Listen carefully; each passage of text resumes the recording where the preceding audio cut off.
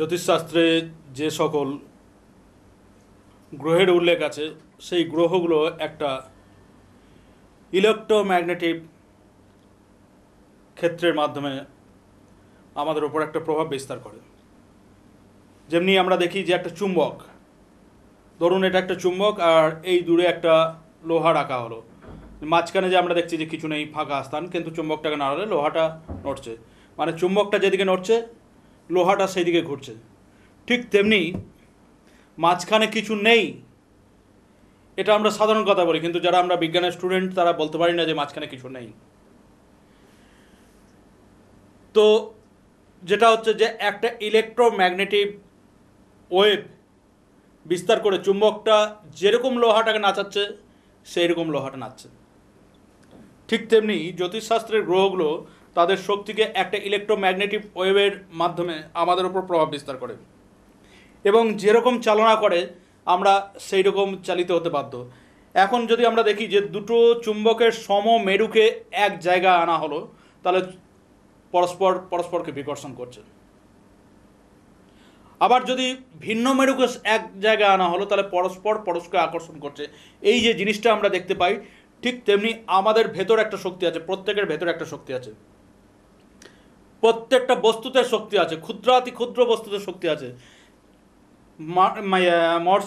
মার্কণ্ডেয় মুনি চণ্ডীতে বলেছেন, যচ্চ কিঞ্চিত কচ্চিত বস্তু সদ সদ বাকিলাত্মিকে তস্য সর্বস্ব যা শক্তি সা তং কিং সুয়েশ মায়া। মানে যদি সূক্ষ্মাতি সূক্ষ্ম কিছু থাকে, মানে যার থেকে সূক্ষ্ম চিন্তা করা যায় না তার থেকেও সূক্ষ্মতে যদি কিছু থাকে তার মধ্যেও শক্তি বিরাজমান। মানে তিনি বলেছেন, যস্যা প্রভাবমতলং ভগবানন্ত ব্রহ্মা হরশ্চন হি ভক্তিমলং বলঞ্চ সা চণ্ডিকা খিল জগত পরিপালনায় নাশায় চাশুর্ভাষ্য মতিং করতু। মানে ব্রহ্মা বিষ্ণু মহেশ্বর যার অনুমান করতে পারে না সেই অবস্থা, সেখানে আপনি আমি তো কোন ক্ষুদ্রাতি ক্ষুদ্র। যাই হোক, গ্রহ তার একটা ইলেকট্রোম্যাগনেটিক ওয়েভের মাধ্যমে তার শক্তিকে দিয়ে আমাদের চালনা করছে। তার ফলে কালকে হয়তো আমরা লটারি পাচ্ছি, আমি বলছি আমি লটারি পেয়েছি, কালকে আমি বলছি আমার টাকা চুরি গিয়েছে বা টাকা হারিয়ে গিয়েছে বা লস হয়েছে, শেয়ার মার্কেটে লস হয়ে গিয়েছে। আমি লস করিনি, গ্রহ আমাকে লস করা করিয়েছে। আমি প্রফিট করিনি, গ্রহ আমাকে প্রফিট করা করিয়েছে। এই যে পরস্পরের সঙ্গে মিল, পরস্পরের সঙ্গে বিবাহ হচ্ছে, সুখী সংসার হচ্ছে, ডিভোর্স হয়ে যাচ্ছে, সন্তান হতে বাধা, লেখাপড়ায় বাধা, কর্মে উন্নতিতে বাধা, অর্থনৈতিক ক্ষেত্রে বাধা, শারীরিক ক্ষেত্রে বাধা, মামলা মকদ্দমা, অ্যাক্সিডেন্ট, প্রত্যেকটা ক্ষেত্রে গ্রহ ঠিক চুম্বক লোহাকে যেরকম নাচায় গ্রহ আমাদের সেরকম নাচাচ্ছে। এখন আপনার ভেতরে যে শক্তি সেইটা আপনার জন্মকালীন সময়ের গ্রহের শক্তির সাপেক্ষে কীরকম, মানে তাকে আকর্ষিত করছে না বিকর্ষিত করছে, এইটা হচ্ছে বিরাট ব্যাপার।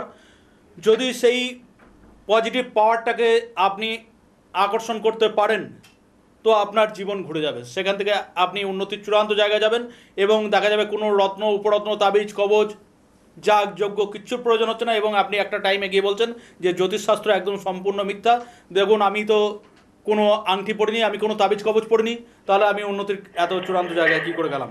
কিন্তু যদি সেই শক্তিটাকে আপনি ক্যাচ করতে না পারেন তাহলে প্রত্যেকটা মুহূর্তে বাধা, প্রত্যেকটা মুহূর্তে পতন, তখন আপনি জ্যোতিষীর দাঁড়ে দাঁড়ে ঘুরছেন, তান্ত্রিকের দাঁড়ে দাঁড়ে ঘুরছেন, তারাপীঠ কামাখ্যা যাচ্ছেন এবং আরও সর্বশান্ত হচ্ছেন, কিছুতেই কিছু পাচ্ছেন না, কারণ সঠিক রাস্তাটাও আপনাকে দেখতে দিচ্ছে না। সেটার মূলেও কিন্তু সেই গ্রহ। আমি আলোচনায় আসবো, তার আগে দেখে নেব ফোনে কে আছেন। হ্যালো, নমস্কার দাদা, আমি বর্ধমান থেকে বলছি। বর্ধমান থেকে? হ্যাঁ। কি নাম? ওর নাম বাবলু হালদার। বাবলু হালদার? হ্যাঁ। বাবলু, হ্যাঁ বলুন, কার সম্বন্ধে জানবেন? আমি নিজের সম্বন্ধে জানি। Date of birth? Date of birth হচ্ছে 14 নভেম্বর 1974। হ্যাঁ, 14 নভেম্বর 1974। জোরে বলুন, একটু শুনতে পাচ্ছি না। 14 নভেম্বর 1974। 14 নভেম্বর 1974। সময়? সময় হচ্ছে আপনার সকাল 6:40। 6:40? হ্যাঁ। নিজের জন্ম সময় কি ভেবে ভেবে বলতে হচ্ছে? মানুষকে নিজের জন্ম সময় এত ভেবে বলতে হয় জানতাম না। জন্মস্থান কোথায়? জন্মস্থান আমার বর্ধমান। হ্যাঁ, কিন্তু জন্ম হয়েছে আমার আলিপুরে। জন্মস্থান বর্ধমান, আবার জন্ম হয়েছে আলিপুর, কি ব্যাপারটা? আপনার বাড়ি কোথায়? বর্ধমান? বর্ধমান বাড়ি, কিন্তু জন্ম হয়েছে আলিপুরদুয়ার? আলিপুরদুয়ার। হ্যাঁ, আলিপুরদুয়ার না আলিপুর? আলিপুরদুয়ার।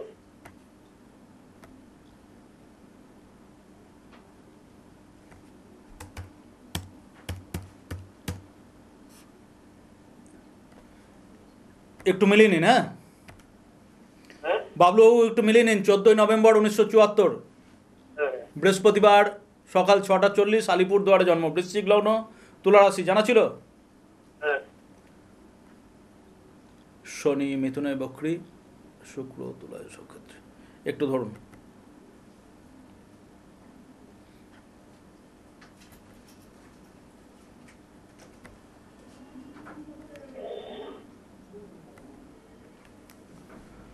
এই মুহূর্তে আপনার শুক্রের মহাদশা, শুক্রের অন্তর্দশা চলছে। শুক্রের মহাদশা, শুক্রের অন্তর্দশা চলছে। দশাটা খুব খারাপ আপনার চলছে না, কিন্তু আপনি জীবনে কোনো জায়গায় এগোতে পারবেন না। সব ক্ষেত্রে একটা বাধা জীবনের উন্নতিতে।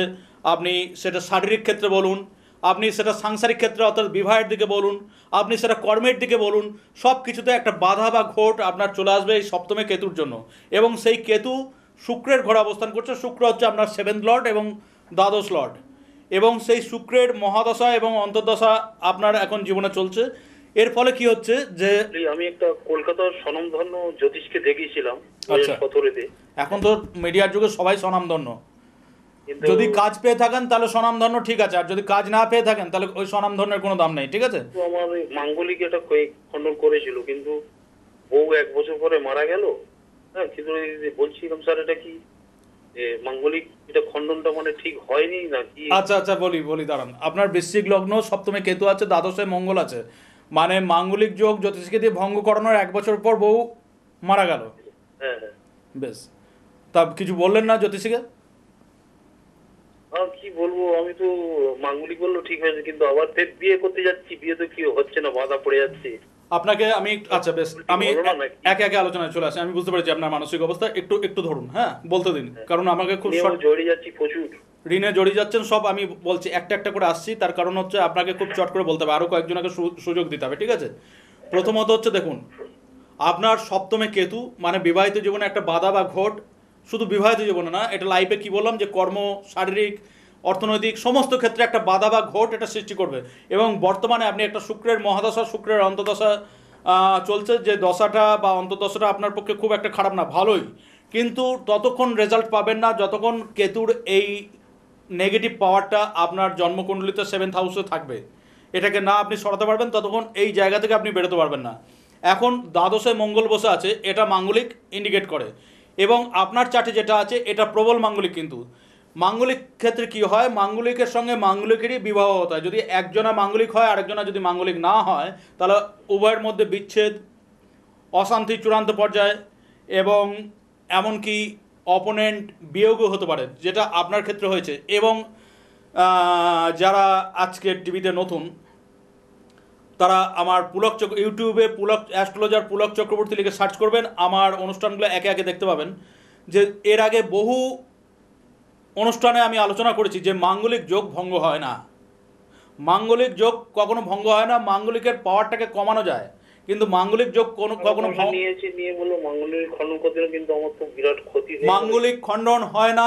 আর বারবার বলছি, মাঙ্গলিক খণ্ডন হয় না, মাঙ্গলিকের প্রভাবকে কমানো যায়, কিন্তু বর্তমান যুগে মানুষকে লুট করে নেওয়ার জন্য, এই যে চারদিকে সাইবার ক্রাইমের মতো মানুষকে লুট করে নেওয়ার জন্য জ্যোতিষ তান্ত্রিকরা কী করছে, যে চলুন তারাপীঠ, চলুন চলুন কামাখ্যা, চলুন চলুন কলা গাছের সঙ্গে, সাপের সঙ্গে, ব্যাঙের সঙ্গে বিয়ে দিয়ে তারা কি করছে, মাঙ্গলিক খণ্ডন করাচ্ছে, নারায়ণ ঠাকুরের সঙ্গে বিয়ে দিয়ে।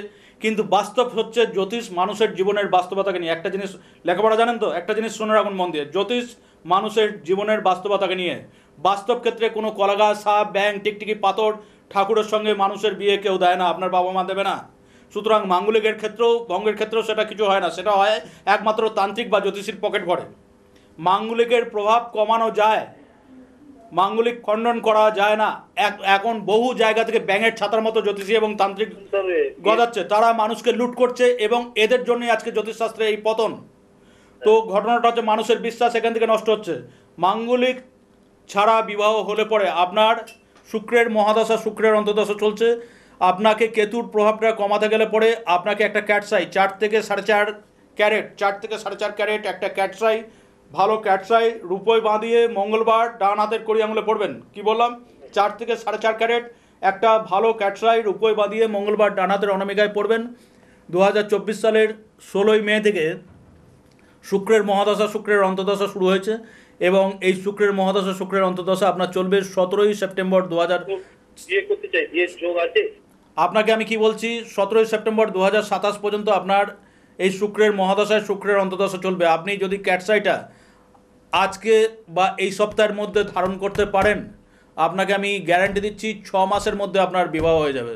6 মাসের মধ্যে আপনার বিবাহ হয়ে যাবে। 1 বছরের মধ্যে থেকে আপনি কাজে প্রোগ্রেস করতে থাকবেন এবং আপনার ঋণ বা আর বাধাগুলো কাটতে থাকবে। কিন্তু একটাই জিনিস হচ্ছে, খুব দেরি করবেন না। কথা বললাম 6 মাসের মধ্যে বিবাহ হয়ে যাবে। 1 বছরের মধ্যে বাধা এবং ঋণ, কর্মের বাধা এবং ঋণগুলো কাটতে থাকবে, আপনি জীবনে উন্নতি করবেন। কিন্তু ম্যাক্সিমাম 1 সপ্তাহের মধ্যে আপনি একটা ভালো ক্যাটসাই 4 থেকে 4.5 ক্যারেট রূপোয় বাঁধিয়ে মঙ্গলবার ডান হাতের কনিষ্ঠায় ধারণ করুন। আর যত রত্ন তাবিজ কবচ যা আছে সব খুলে টান মেরে ফেলে দিন গঙ্গার জলে, ঠিক আছে? ঠিক আছে, ঠিক আছে। তারপর যদি 6 মাস পর, 6 মাস 7 মাসের মধ্যে আপনার বিবাহ হয়, আপনি আমার সঙ্গে চেম্বারে যোগাযোগ করবেন। আপনাকে কি করে আর উন্নতি করে দিতে হয় সেটা আমি করে দেবো, ঠিক আছে? ঠিক আছে স্যার, আপনার সাথে যোগাযোগ। এখন চারিদিক থেকে ব্যাঙের ছাতার মতো জ্যোতিষ বা তান্ত্রিক গজে উঠছে। এরা কি করছে যে দেখুন, আপনার একটা আজকে শরীরের সমস্যা, রোগ হচ্ছে, আপনি ডাক্তারের কাছে গিয়ে ওষুধ, সঠিক ওষুধ খেলে তো খুব ভালো কথা, কিন্তু সঠিক ওষুধ খাওয়ার থেকে না খাওয়া অনেক ভালো। যে ভুল ওষুধ খাওয়ার থেকে, ভুল ওষুধ কী করবে, যে আপনার বর্তমান যে রোগ সেই রোগটা তো সারাবেই না, উল্টে আরও নানা রকম জটিলতা আপনার শরীরে বৃদ্ধি করে দেবে।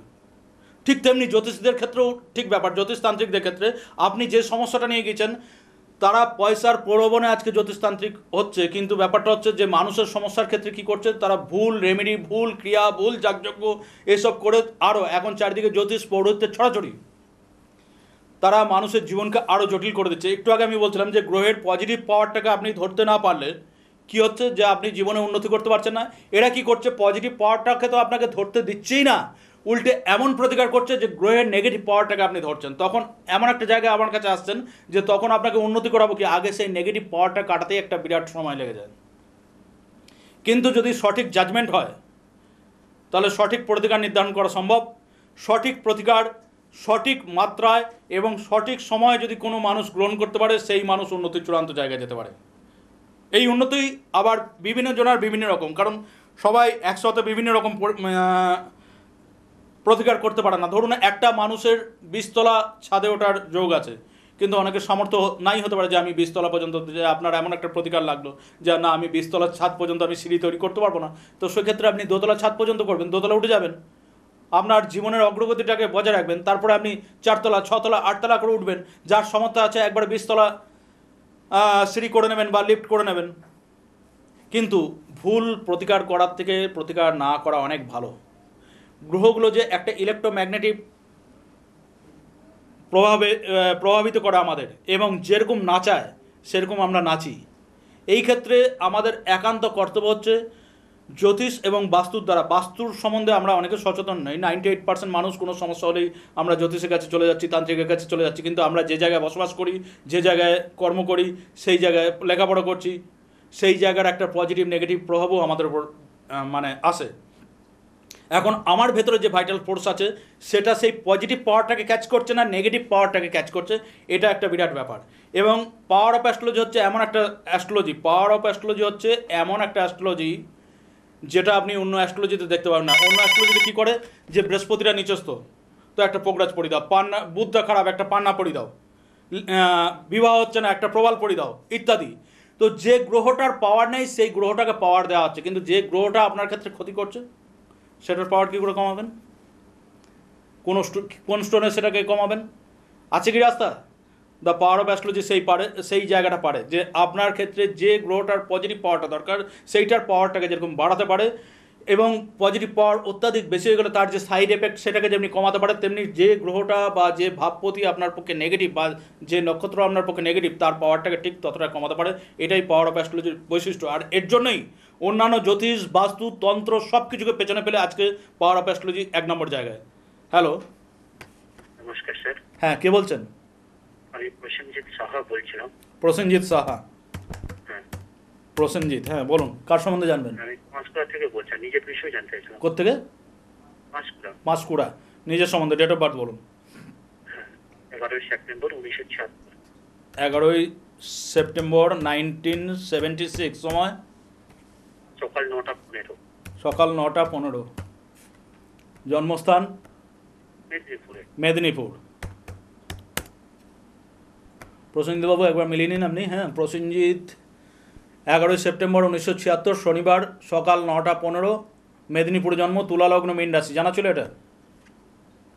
হ্যাঁ, এইটুকু জানা ছিল। জানা ছিল। আর বলছিলাম যে আমি পুরো এক কথায় বলতে পারি যে আমি পুরো নিঃস্ব বলতে পারি। এই অবধি এই বয়স তো ভালোই হয়েছে, কিন্তু কিছুই হয়নি আমার দ্বারা।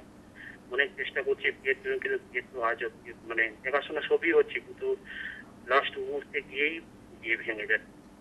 এবং তার সঙ্গে আমি একটা বেসরকারি কাজ করতাম। 2023-এ আমার ছাড়ি দেওয়া হয়েছে কাজ থেকে। 2023-এ? সব খেয়ে বসে আছি। 2023-এ? হ্যাঁ, 2023। আচ্ছা, আর তাছাড়া দুটো কেস খেয়ে আসি, ফলস কেস, এগুলো। দুটো ফলস কেস খেয়ে আছেন? আচ্ছা, 4টে বিষয় আমি আর শুনছি না। এরপরে আরও বিস্তারিত জানতে হলে চেম্বারে আসবেন, ঠিক আছে? আমি 4টে, কারণ আরও সবাইকে সুযোগ দিতে হবে, সময় অল্প। 1 নম্বর হচ্ছে যে আপনার 76 সালে জন্ম, এত বয়স হয়ে গেল যে আপনি নিঃস্ব। এটা আপনি প্রথম বললেন। দেখুন, কোনো মানুষ নিঃস্ব হয় না পৃথিবীতে, কোনো মানুষ নিঃস্ব হয় এটা আমি মনে করি না। কারণ একটা মানুষের কিচ্ছু না থাক, তার নিজের ভেতরে যে জীবনের শক্তি আছে সেটাকে যদি সে সঠিক দিকে কাজে লাগাতে পারে, পজিটিভ ওয়েতে কাজে লাগাতে পারে, সেই মানুষ সেইখান থেকে সব কিছু করতে পারে। পৃথিবীতে এমন বড় বড় মনীষীর উদাহরণ আছে যারা একদম মাইনাস পজিশন থেকে উন্নতির একটা বিরাট জায়গায় গেছে। এবং মনীষী তো তাদের তো একটা ঐশ্বরিক ক্ষমতা আছে। একটা অতি সাধারণ মানুষ, আমি পুলক চক্রবর্তী, আমার জীবনের উত্থানও একটা মাইনাস পজিশন থেকে, একটা অ্যাক্সিডেন্টের পর একটা মাইনাস পজিশন থেকে আজকে আমি উন্নতির এই জায়গায়, শুধু হিমালয়ে আমার গুরুদেবের এক কথায় নির্ভরশীল হয়ে। গুরুদেব একটা কথা বলেছিলেন যে স্বামীজির একটা ভাবধারাকে মনে রেখো বাবা, উদ্যমী পুরুষকে ভগবান কোনোদিন খালি হাতে ফেরায় না। উদ্যমটা সঠিক হতে হবে এবং পুরুষাকারটা ভেতর থেকে সঠিক হতে হবে। সেইটা যদি আপনার থাকে তাহলে পরে আপনি কখনো নিঃস্ব না। সেকেন্ড হচ্ছে আপনার, আমি তো চেষ্টা করছি স্যার, কিন্তু হ্যাঁ সেকেন্ড হচ্ছে, দাঁড়ান, বুধ হচ্ছে কন্যা রাশিতে বকরি। সেকেন্ড হচ্ছে আপনার বিবাহ হচ্ছে না। 3 নম্বর হচ্ছে ঋণে জড়িয়ে আছেন, ফলস কেস খেয়ে আছেন, তুলা লগ্ন। দেখুন, দ্বাদশে মঙ্গল, শনি দ্বারা দৃষ্ট। মঙ্গল হচ্ছে আপনার দ্বিতীয় পতি এবং অর্থপতি। দ্বিতীয় অর্থাৎ ইনক্রিজ অফ ফ্যামিলি মেম্বার্স, আর সপ্তম হচ্ছে বিবাহ বা লাইফ পার্টনার। তো সেই দ্বিতীয় পতি এবং সপ্তম পতি, আবার দ্বিতীয় একটা জিনিস বোঝায় অর্থ। তাহলে সেই দ্বিতীয় পতি এবং সপ্তম পতি মঙ্গল কোথায় বসে আছে না দ্বাদশে, খারাপ স্থানে বসে আছে এবং শনি দ্বারা দৃষ্ট। এবং সপ্তমে কেতু, আগের জন্মকুণ্ডলীটার বিচার করতে গিয়েও সপ্তমে কেতু হয়েছিল। সপ্তমে কেতু থাকলে পরে বিবাহিত জীবনে একটা ঘোট বা বাধা সৃষ্টি করে এবং লাইফের প্রগতিতে একটা বাধা বা ঘোট সৃষ্টি করে। আর দ্বিতীয় পতি এবং সপ্তম পতি মঙ্গল দ্বাদশে বসে, এবং মঙ্গল আইনের কারক। তো সেই দ্বাদশে বসে সে শনি দ্বারা দৃষ্ট, দ্বাদশপতি যুক্ত, দ্বাদশপতি স্বক্ষেত্রে বক্রী। এটা অত্যন্ত খারাপ ব্যাপার, যার ফলে হচ্ছে কি আপনার বিবাহের ক্ষেত্রে শনি হচ্ছে যেহেতু বিলম্বের কারক বা বাধার কারক, সেহেতু আপনার বিবাহের ক্ষেত্রে বাধা বা বিলম্ব হচ্ছে। অর্থনৈতিক ক্ষেত্রে আপনি দাঁড়াতে পারছেন না, আপনি এই একই কারণে মামলা তে জড়িত আছেন। এবং মঙ্গল যেহেতু দ্ব্যর্থক রাশিতে, দ্ব্যর্থক গ্রহ বুধের সঙ্গে আছে, সেহেতু আপনি বললেন যে দুটো ফলস কে আছি। আর ঋণ আপনার লগ্নপতি এবং অষ্টমপতি শুক্র দ্বাদশে মঙ্গলের সঙ্গে এবং দ্বাদশপতির সঙ্গে অবস্থান করে শনি দ্বারা দৃষ্ট। ঋণ এটা আপনার থাকবে। এই জায়গা থেকে বেরোতে গেলে দেখুন, আমি একটাই জিনিস বুঝি, আপনাকে দ্য পাওয়ার অফ অ্যাস্ট্রোলজির সাহায্যে কেতু এবং শনির পাওয়ারটাকে ইমিডিয়েট নাশ করতে হবে। এবং একটা প্রবাল 12 থেকে 13 রতি, একটা ভালো প্রবাল রূপয় বাঁধিয়ে মঙ্গলবার ডান হাতের অনামিকায়, রূপয় বাঁধিয়ে মঙ্গলবার ডান হাতের অনামিকায় একটা 12 থেকে 13 রতি প্রবাল এবং দ্য পাওয়ার অফ অ্যাস্ট্রোলজির সাহায্যে শনি এবং কেতুর পাওয়ারটাকে আপনি নাশ করুন। আপনাকে আমি 6 মাস টাইম দিলাম, 6 মাসের মধ্যে আপনি ম্যাজিক রেজাল্ট বুঝতে থাকবেন। আমি এটা বলছি না যে 6 মাস পরেই আপনি এভারেস্টের চূড়ায় উঠে যাবেন, কিন্তু 6 মাসের মধ্যে থেকে আপনি বুঝতে পারবেন যে আপনার লাইফের একটা মোড় ঘুরতে লেগেছে। বুঝতে পেরেছেন? আমি বলছি, আমি এই সমস্ত দিক থেকে কি মুক্তি পাবো আমি? 100%। দেখুন, ঠাকুরের একটা কথা, ঠাকুর বলছেন, একদিন আমার মনে হয়েছিল যে ঈশ্বর, খুব অল্প বয়সে, যে ঈশ্বরে কী করে ভক্তি হয় এটা আমি আমার গুরুদেবের কাছে জানবো। তা গুরুদেবের কাছে হিমালয়ে গিয়েছি, তো আছি। পরের দিন গুরুদেব হঠাৎ দেখে আমি কখন জিজ্ঞেস করবো এটা বুঝতে পারছি না। হঠাৎ পরের দিন গুরুদেব ডেকে আমাকে বলছেন, তোমাকে একটা কথা বলি বাবা, ভক্তি প্রসঙ্গে, ভক্তি কী করে হয় তোমাকে সেটা বলি। তার আগে বলি যে ঠাকুর একটা কথা বলেছেন যে মুক্তি দিতে কাঙাল নই আমি, ভক্তি দিতে কাঙাল হই। তা বিষয়টা হচ্ছে মুক্তি তো হয়ে যাবেই, মুক্তি তো ঈশ্বর দিয়ে আছেন, শুধু আপনার পুরুষাকারটাকে কাজে লাগান। এবং ঈশ্বর এই জগৎ সৃষ্টি করেছেন, সব কিছু ঈশ্বরের মধ্যে বিরাজমান এবং ঈশ্বর সর্বভূতে বিরাজমান। মানে ব্যাপারটা হচ্ছে ঠিক মাকড়সার মতো, মাকড়সার জালটা তৈরি হয় মাকড়সার লালা থেকে, মাকড়সার ভেতর থেকে আসে এবং মাকড়সা সেই জালের মধ্যে অবস্থান করে। ঠিক তেমনি প্রত্যেকটা জিনিসের মধ্যে ঈশ্বর বিদ্যমান, তিনি আপনাকে মুক্তি দিয়ে রেখেছেন। আপনি আমাকে জিজ্ঞেস করছেন যে মুক্তি পাবেন কিনা, মুক্তি আপনার হয়ে আছে। এখন মুক্তিটা ঠিক আপনি কখন চান এটা ডিপেন্ড করছে আপনার উপর, আপনি আপনার পুরুষকারটা কখন কাজে লাগাচ্ছেন। এবং যে প্রতিকারটা আপনাকে বললাম, যেমনি নারায়ণ শিলার মধ্যে নারায়ণ থাকে, শিবলিঙ্গের মধ্যে শিব থাকে আমরা মানি, ঠিক তেমনি প্রত্যেকটা গ্রহরত্নের মধ্যেও ঈশ্বরের শক্তি থাকে। আপনাকে যার প্রতিকার বললাম, আপনাকে আমি 6 মাস টাইম নিচ্ছি, 6 মাস ম্যাজিক রেজাল্ট পাবেন, ঠিক আছে? 6 মাস টাইম নিচ্ছি, যদি আপনি ম্যাজিক রেজাল্ট না পান আপনি চেম্বারে এসে বলবেন, আমি জ্যোতিষ ছেড়ে দেবো, ঠিক আছে? ভালো থাকুন।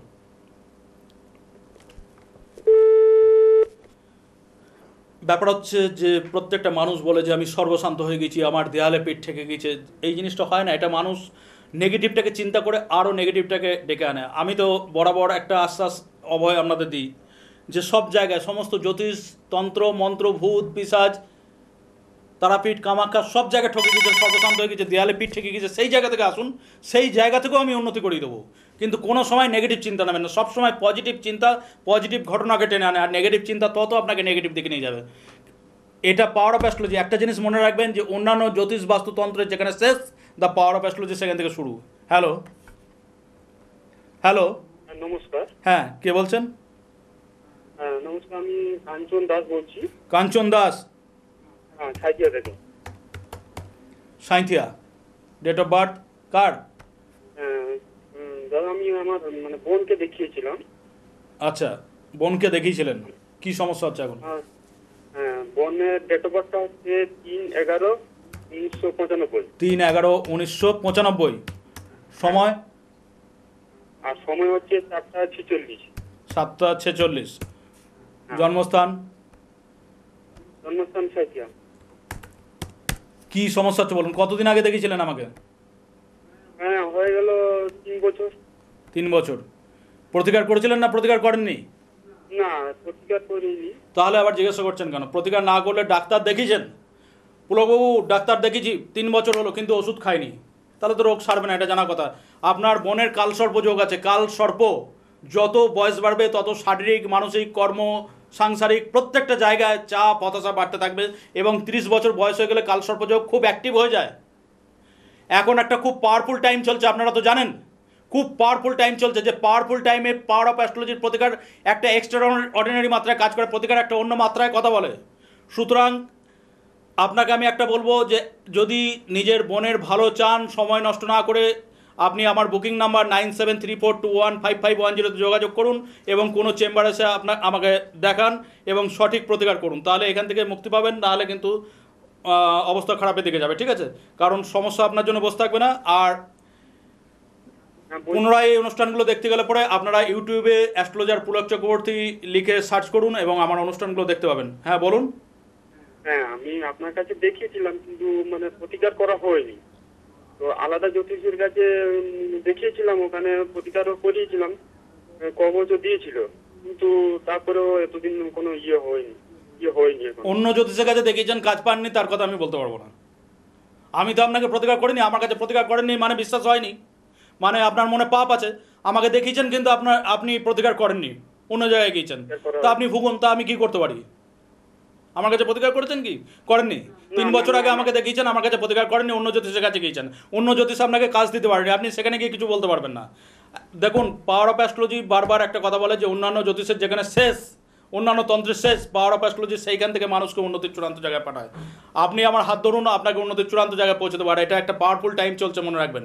এই টাইমে প্রতিকার একটা এক্সট্রা অর্ডিনারি মাত্রায় কাজ করে। ভালো থাকুন।